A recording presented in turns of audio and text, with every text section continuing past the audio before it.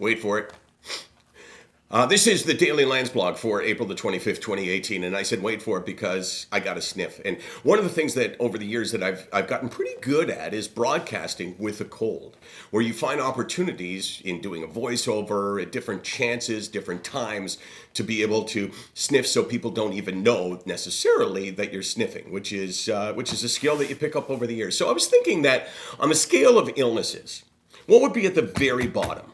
I mean, would it not be the common cold? So at the very top would be terminal cancer, stage 4 cancer, heart disease that eventually led to death, something like ALS. I mean, these would be, at the very top of the list.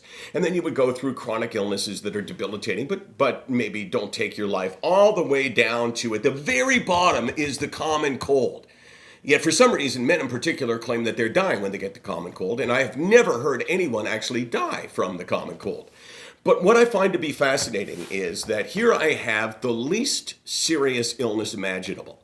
And I think I get more comments, more sympathy, more talk about that than I do about the unspoken illness called mental illness. It's so weird how people are more sympathetic, are more apt to talk about, oh, you got a cold, oh my gosh, are you feeling better? Than they would if they knew that you have this chronic, debilitating, potentially fatal illness called mental illness, called depression, called anxiety, called bipolar. I'm thinking about just how it's represented in our society and how seldom people actually talk about it. So tomorrow when I go to work, I will hear from people that will say, are you feeling better? And this is not an accusation to people that I work with, but very seldom would they say, I know you were struggling last week. Are you feeling better from that? So the common cold in a lot of ways. So here it is at the very top, all these bad ones on down to the common cold. And then under here, there's mental illness that no one seems to feel the sense of urgency about.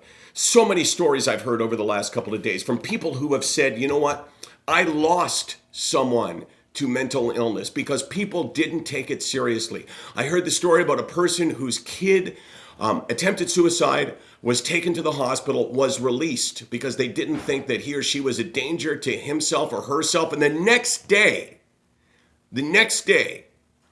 they took their life. What is that? How does this happen in 2018? How can we still live in a world where it's not a medical emergency to say to your doctor, you know what? I have been in this hole and I have not experienced joy. I've been fighting to just survive every hour for the last year. If you say that and then you find out that you have an appointment in 12 months, something is goddamn wrong in this country. SickNotWeak.com, 24 hours a day, 364 days a year. That's right, Brando. You tell him. You tell him, boy. Yeah, you know what? He's pissed. Are you pissed too, Case? Yeah. Yep, we're all pissed.